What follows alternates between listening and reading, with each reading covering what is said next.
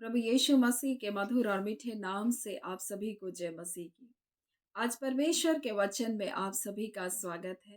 परमेश्वर पिता आज अपने वचनों के द्वारा आप सभी को बहुत ऐसे आशीष को दे। पिता परमेश्वर आज अपने वचनों के द्वारा आपसे बोले और बातचीत करे। आज हम परमेश्वर के वचन से जिस बात को सीखेंगे वो है हमारी पहचान। हम कौन हैं, इस बारे में परमेश्वर का वचन हमें क्या बताता है। जब हम प्रेरितों के काम से कुछ बातों को हम पहले देखेंगे, और यहाँ पर एक यहूदी याजक है और उसके 7 बेटे हैं। जिस याजक का नाम है, प्रधान यहूदियों का जो प्रधान याजक था सिकवा, उसके 7 बेटे थे और वो याजक के बेटे थे, परंतु वो झाड़ फूक करने वाले लोग थे। वो गलत शिक्षाओं को मानने वाले लोग थे। वो वचन की शिक्षाओं में नहीं चलते थे और वो यहूदी याजक के संतान होने के नाते भी वो ये नहीं जानते थे कि उनका परमेश्वर जीवित परमेश्वर है। और वो झाड़ फूक करते थे और इस प्रकार से वो दुष्ट आत्माओं को निकालते थे।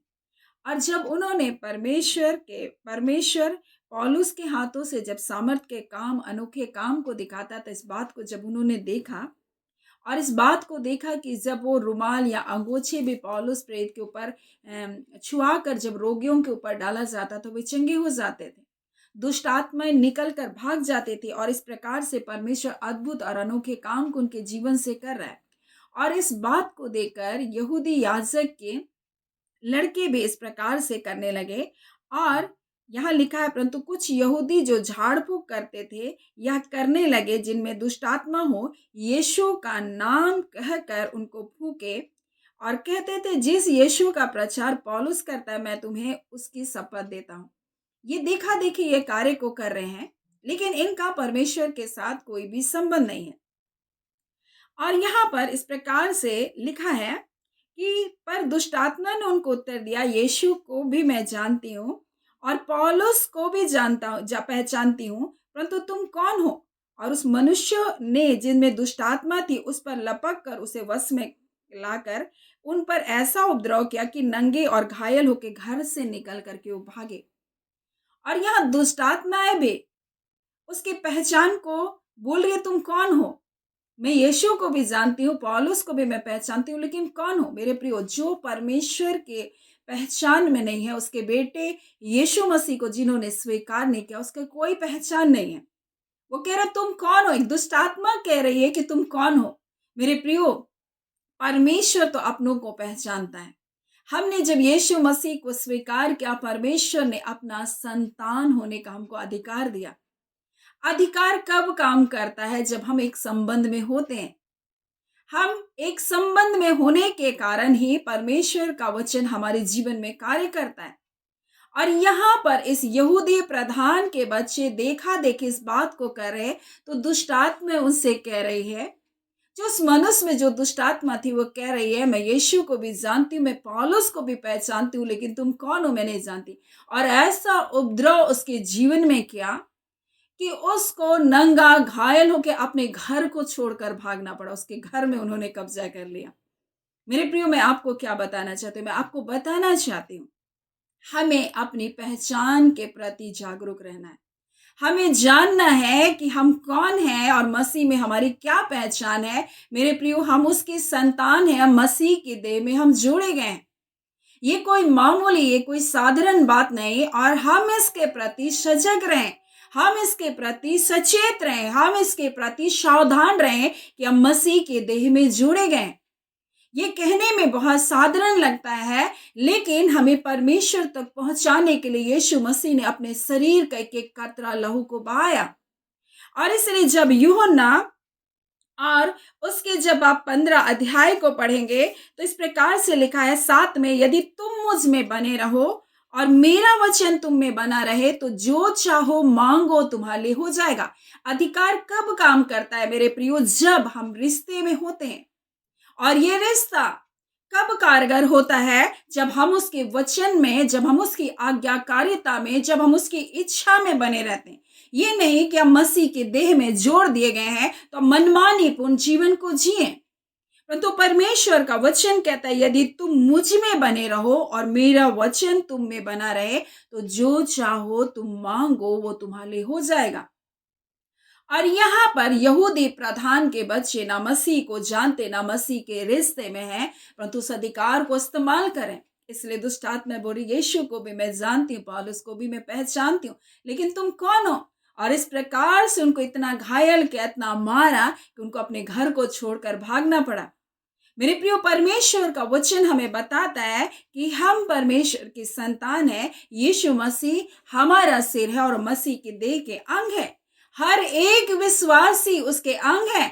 और इसलिए जब यूहन्ना 17 अध्याय में यीशु मसीह जब विश्वासियों के लिए प्रार्थना कर रहा है तो इस प्रकार से वो कह रहा है पिता से कि वे सब एक हों, जैसा तू है पिता मुझ में है, मैं तुझ में हूं, वैसे वे हम में हो, हमारी हम में हो, हम में सम्मिलित हो, मेरी देह में हो। इस प्रकार से यीशु मसीह कह रहा है। और वो कहता है वह महिमा जो तूने मुझे दी मैंने उन्हें दी है, वो ग्लोरी, वो महिमा जो आपने पिता मुझे दी मैंने उनको दी है, उन विश्वासियों को दी है। और वे वैसे ही एक हो जैसा हम एक हैं। और इसी बात को आज परमेश्वर अपने वचन के द्वारा हमें बताना चाहता है। हम अपनी पहचान के प्रति सजग रहें, सचेत रहें, हम बुराई से अपने जीवन को दूर रखें, अपनी पहचान को हम ना खोएं। मेरे प्रियो, ये यहूदी प्रधान याजक के बच्चे थे, लेकिन ये झाड़ फूक, ये तंत्र मंत्र, इन व्यर्थ शिक्षाओं के पीछे भागे। आज इस वर्तमान संसार में आप देखिए, लोग बहुत ज्यादा इन शिक्षाओं के पीछे भाग रहे हैं, ज्योतिषियों के पीछे भाग रहे, अंक शास्त्र के पीछे भाग रहे, न्यूमरोलॉजी के पीछे भाग रहे। वो सोच रहे ये हमारा उद्धार करेगा। नहीं मेरे प्रियो, हम परमेश्वर की संतान है और उसने अपने बेटे यीशु मसीह में हमें जोड़ा है। और इसी बात को आज परमेश्वर ने मुझे इब्रानियों 9 अध्याय से बताया। इस वचन को परमेश्वर ने मुझे स्वप्न के द्वारा बताया।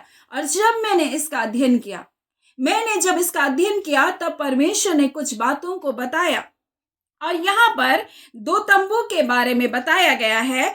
और यहाँ पर इब्रानी 9 के 8 में इस प्रकार से लिखा है, इससे पवित्र आत्मा यही दिखाता है, पवित्र आत्मा एक प्रकाशन को दे रहा है, यही दिखाता है कि जब पहला तंबू खड़ा था तब तक पवित्र स्थान का मार्ग क्या था, दिखाई नहीं दे रहा था। 2 तंबू हैं। पहला तंबू है जिसमें दीवट है, मेज है, भेंट की रोटियां है, वो पवित्र स्थान कहलाता है। और ये किस बात को प्रकट करता है? लिखा पहला तंबू खड़ा है तब तक पवित्र स्थान का मार्ग प्रकट नहीं हुआ। यह तंबू वर्तमान समय के लिए एक दृष्टांत है जिसमें आराधना करने वाले विवेक सिद्ध नहीं हो सकते हैं। बोला ये वो स्थान है जहां मनुष्य का विवेक शुद्ध नहीं हो सकता है। और केवल खाने पीने वस्तुओं भांति भांति के स्थान विधि और के आधार पर शारीरिक नियम है जो सुधार के समय के लिए नियुक्त किए गए हैं। लेकिन जब तक ये है खड़ा तब तक वो पवित्र स्थान में, महापवित्र स्थान में नहीं प्रवेश कर सकते। ये रीति और विधियों में फंसे हुए हैं, ये अपने क्रियाकलापों में फंसे हुए। और इसी प्रकार से वो प्रधान याजक के बच्चे भी थे, उस महापवित्र स्थान में वो पहुंच नहीं पाए मेरे प्रियो। और उस पवित्र स्थान में महायाजक सिर्फ एक ही बार प्रवेश करता था, वो भी लहू लिए हुए। परंतु यीशु मसीह हमारे लिए आया और वो इस प्रकार से जब यूहन्ना 16 में प्रार्थना कर रहा है, पिता जो महिमा तूने मुझे दी मैंने उन्हें दी ताकि वो हम में एक हो जाए, जैसे पिता तू मुझ में है मैं आप में हूं वैसे वे भी हम में एक हो जाए। और इसी एकता को लाने के लिए यीशु मसीह ने अपने शरीर का एक एक कतरा लहू बहाया और हमें अपने देह में उसने शामिल किया। और इसलिए जब आप देखेंगे इब्रानी उसके 10वें अध्याय उसके 19 में लिखा है, भाइयों जब हमें मसीह के लहू के द्वारा नए और जीवित मार्ग में पवित्र स्थान में प्रवेश करने का हिया हो गया तो उसके पर्दे अर्थात शरीर में होकर हमारे लिए अभिषेक किया। वो अपने शरीर में लेकर हमको पिता के पास गया। मेरे प्रिय, उस लहू के द्वारा हम शुद्ध किए गए, पवित्र किए गए, और आज हम मसीह की देह में हम जोड़े गए। और लिखा इसलिए कि वो हमारा महायाजक है, महान याजक है, और जो परमेश्वर के घर का अधिकारी है। और इसलिए मेरे प्रियो, हम मसीह की देह में हैं, हम मसीह के देह के अंग हैं। इसलिए कहता, आओ हम सच्चे मन से पूरे विश्वास के साथ विवेक का दोष दूर करके हृदय पर छिड़काव लेकर देह को शुद्ध जल से धुलवा कर परमेश्वर के समीप आए, और अपने आशा के अंगीकार को दृढ़ता से थामे रहे, क्योंकि हम मसीह में हम जोड़े गए। मेरे प्रिय, हमने जब यीशु मसीह को स्वीकार किया, हमने जब बपतिस्मा को लिया, मेरे प्रियो, परमेश्वर ने हमें अपने राज्य में ही नहीं प्रवेश कराया, परंतु मसीह के देह में हमारा क्या किया, अभिषेक। इसलिए यीशु मसीह जैसे प्राण को त्यागा, वैसे ही मंदिर का पर्दा ऊपर से लेकर के नीचे तक 2 भाग में बढ़ गया। वो फाड़ने वाला परमेश्वर था, नीचे से ऊपर वो पर्दा नहीं फटा, ऊपर से नीचे तक वो पर्दा फाड़ा गया। परमेश्वर ने जो परमेश्वर और हमें दूर करके रखी थी, उसके लहू के द्वारा मेल मिलाप किया। आज हम उस पवित्र स्थान में नहीं, परंतु उस महापवित्र स्थान में, परमेश्वर के निकटता में, यीशु के शरीर में होकर हम जाते हैं, मेरे प्रिय। और इसलिए पिता हम पर हमारे दोषों का वो दंड नहीं देता, क्योंकि हम मसीह के देह में हैं, हम मसीह के देह में जोड़े गए। ये गंभीर बात है, इसको जरा ध्यान से समझिए। हम मसीह के देह में, आप जाते हैं, आप अकेले नहीं जाते। आप किसी के साथ व्यवहार करते हैं, वो आप व्यवहार आपका अकेला नहीं हुए, मसीह भी है आपके साथ। इस बात को कभी भी ना भूलें। आप मसीह के देह के एक अंग है, इस बात को कभी भी ना भूलें, मेरे प्रिय। और इसलिए इब्रानी में इस प्रकार से कहता है उसका वचन के, मसीह का लहू जिसने अपने आप को सनातन आत्मा के द्वारा परमेश्वर के सामने निर्दोष चढ़ाया, तुम्हारे विवेक को मरे हुए कामों से क्यों शुद्ध नहीं करेगा, ताकि तुम जीवते परमेश्वर की सेवा करो। और इसलिए यूहन्ना में इस प्रकार से 15 अध्याय में लिखा, यदि तुम मुझ में बने रहो और मेरा वचन तुम में बना रहे, तो जो चाहो मांगो वह तुम्हारे लिए हो जाएगा, मेरे प्रियो। और इसलिए हमें उसमें बने रहने की आवश्यकता है, ना कि हम अपने अंगीकार को खो दे, ना कि हम व्यर्थ वस्तुओं पर अपने मन को लगाएं, ना कि हम व्यर्थ शिक्षाओं की ओर अपने मन को लगाएं, ना कि हम उन रीति विधियों की ओर अपने मन को लगाएं। मेरे प्रियो, हम आत्मा के द्वारा परमेश्वर ने हमको नया जन्म को दिया। हम शरीर के अनुसार अपने दिन को ना काटें, किसने क्या कह दिया, किसने कहा उसके पास चला जाओ, ये काम करो, और हम उसके पीछे हो लिए। आपने जीवते परमेश्वर को त्याग दिया। आप मसीह में देह में होने के बावजूद आप मसीह के देह का इनकार कर रहे। मेरे प्रियो, आप इधर उधर ना भटकें, परंतु मेरे प्रियो, परमेश्वर का वचन कहता है, यदि तुम मुझ में बने रहो और मेरा वचन तुम में बना रहना चाहिए। लिखा है उसका वचन, परमेश्वर ने मसीह में हमारा अभिषेक किया, और वो अभिषेक हमारे जीवन में बना रहता है। वो अभिषेक हमको सिखाता है, वो अभिषेक हमारे जीवन में हमारे जुए को तोड़ता है, मेरे प्रियो। और अधिकार हमारे जीवन में इस रिश्ते के कारण काम करता है, ना कि इन यहूदी याजक के बेटों के जैसा, जिन्होंने कहा कि हम पौलुस जिस यीशु का प्रचार करता, हम उसके नाम से दुष्ट आत्माओं को निकालते हैं। दुष्ट आत्माओं ने कहा, मैं यीशु को भी जानती हूँ, मैं पौलुस प्रेरित को भी पहचानती हूँ, लेकिन तुम कौन हो? मेरे प्रियो, हम जब तक मसीह में नहीं, हमारी कोई पहचान नहीं है, शत्रु की नजर में भी कोई पहचान नहीं है। और परमेश्वर बोलता है, वो तो अपनों को पहचानता है। मेरे प्रियो, आज हम इस संसार में अगर भटक रहे हैं, मेरे प्रियो, और आपको लगता है मेरी कोई पहचान नहीं है, आप पहचान को ढूंढ रहे हैं इस संसार में, तो मेरे प्रियो, आप अपने पिता के पास लौट आए। मेरे प्रियो, अपने सृजनहार परमेश्वर के पास लौट आए। उसने आपको बचाने के लिए अपना इकलौता पुत्र यीशु मसीह दिया, और उसका वचन कहता है, जितनों ने उसे ग्रहण किया, परमेश्वर ने उसको अपना संतान होने का अधिकार दिया। वे तो न मांस के न लहू से, मेरे प्रिय, वो परमेश्वर के द्वारा उत्पन्न हुए। मेरे प्रिय, वो शरीर की इच्छा के अनुसार उत्पन्न नहीं हुए। परमेश्वर का वचन कहता है वो परमेश्वर के द्वारा उत्पन्न हुए, जिन्होंने उसके पुत्र यीशु मसीह को ग्रहण किया। परमेश्वर ने उसको अपना संतान होने का अधिकार दिया। आपकी पहचान परमेश्वर की संतान का, आप मसीह की देह में आप जोड़े गए, और इसी देह में आप पिता के पास आपकी पहुंच होती है। और उसने यही कार्य यीशु मसीह ने हमारे लिए आया और किया मेरे प्रियो। और आपकी पहचान शैतान भी जानेगा मेरे प्रियो। इसलिए वो कहता है, मैं पौलुस प्रेरित को जानती हूँ, मैं यीशु को जानती हूँ, पौलुस प्रेरित को पहचानती हूँ, लेकिन मैं तुमको नहीं पहचानती। मेरे प्रिय, संसार में बहुत सारे लोग हैं जो इसी प्रकार से अनाथ की जिंदगी को जी रहे, अकेलेपन की जिंदगी को जी रहे, अंधकार में जकड़े हुए हैं। लेकिन परमेश्वर आज आपको आपकी पहचान देने के लिए अपने पास बुला रहा है। सो परमेश्वर पिता इन वचनों के द्वारा आप सभी के जीवन को बहुत ऐसे आशीष को दे। आमीन। आइए हम प्रार्थना करें। धन्यवाद देते हैं जीवते सच्चे सामर्थ्य मेरे पिता परमेश्वर, प्रभु यीशु के नाम से अब आपके पास आते हैं। हम आपकी बहुत धन्यवादी हैं खुदान परमेश्वर, क्योंकि आपने पिता मसीह की देह में हमें जोड़ा पिता। आज खुदान परमेश्वर पिता एक एक जन परमेश्वर अपनी पहचान को लेकर अनजान ना रहने पाए, और वो जाने कि वो जीवते परमेश्वर की संतान है, और इसे उन व्यर्थ बातों पर अपने मन को न लगाएं। हाँ पिता परमेश्वर, व्यर्थ शिक्षाओं से, उन रीति और उन विधियों से, उन पिता खान पान से परमेश्वर वो छूना और ना छूना से, हाँ पिता परमेश्वर उन बातों से बाहर निकलने पाए।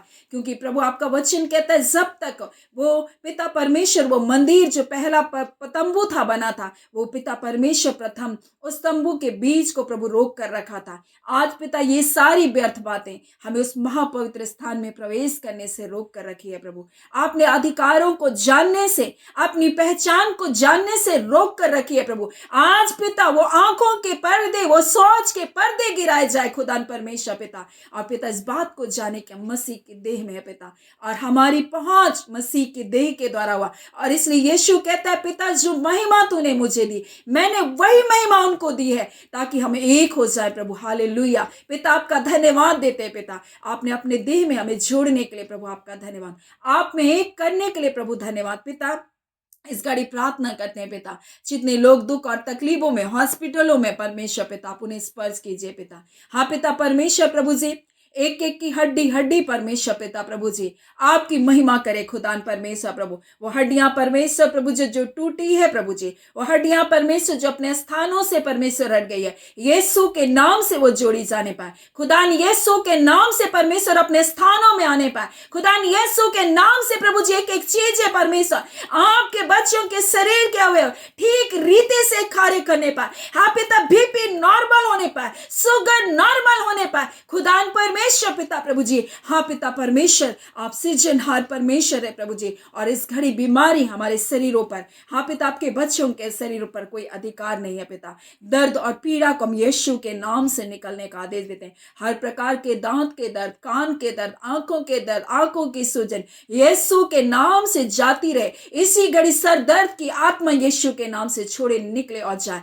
इसी घड़ी एक एक नसें प्रभु जो ब्लॉकेज है खुलने पाए, एक एक हाथ परमेश्वर जो सूजन है प्रभु, जो दर्द है प्रभु जी, एक एक पांव जो दर्द और पीड़ाओं में प्रभु यीशु के नाम से आजाद होने पाए प्रभु। निर्बल घुटनों में बल आए पिता, ज्वार यीशु के नाम से उतरने पाए। हाँ पिता, छोटे छोटे बच्चे परमेश्वर आपके लहू में सुरक्षित हो। हाँ पिता, बुजुर्ग माता पिता परमेश्वर, हाँ पिता, व्यर्थ बातों पर परमेश्वर अपने मन को ना लगाए, उनके सोच, उनके विचार मसीह यीशु में सुरक्षित पाए जाए, आनंदित रहे। हाँ पिता, हर्षित रहे। एक एक बुजुर्ग माता पिता, हाँ पिता, इस समय में अपने जीवन को आपके निकटता में बनाए रखने पाए। कोई भटकाव, कोई भ्रम की आत्मा, कोई झूठी आत्मा, कोई बातें उनको भ्रमित ना करने पाए। एक एक बुजुर्ग माता पिता को आपके हाथों में सौंपते हैं। उत्तम स्वास्थ्य और भला चंगा जीवन दीजिए पिता। आपका धन्यवाद, आपने बड़ी जय को दिया अपने लोगों को, आपने अपने वचन के द्वारा बोला और बातचीत किया। हाँ पिता, उस पहचान के अनुसार प्रभु जी, हाँ पिता परमेश्वर प्रभु जी, आप अपने लोगों को एक बड़ी विजय को दे रहे हैं। आपका धन्यवाद देते हैं। धन्यवाद के साथ पिता प्रार्थना यीशु के नाम से हम मांगते हैं। दया सुने, अनुग्रह से ग्रहण कर लीजिएगा। आमीन। परमेश्वर पिता आप सभी को बहुत ऐसे आशीष को दे। आमीन।